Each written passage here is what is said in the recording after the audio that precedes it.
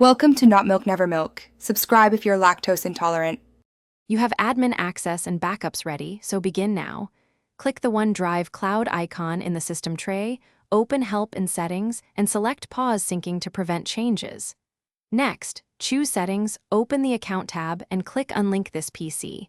This stops account linkage without deleting local files.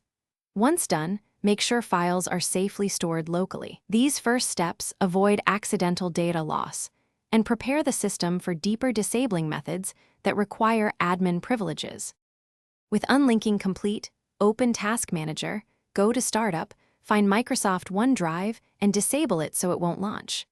Then, stop any running instance via Task Manager processes and rename the OneDrive app folder at %localappdata %Microsoft \OneDrive to OneDrive.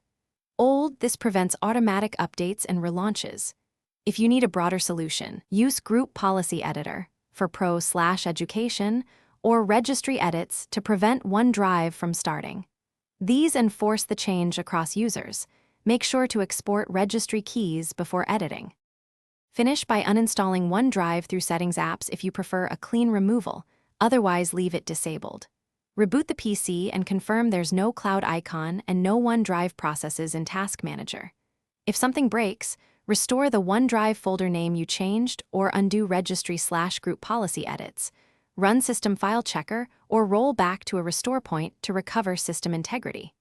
One key tip: if sync persists, check other user profiles and scheduled tasks that might relaunch OneDrive. Thanks for watching. If this was helpful, leave a like and consider subscribing. See you next time.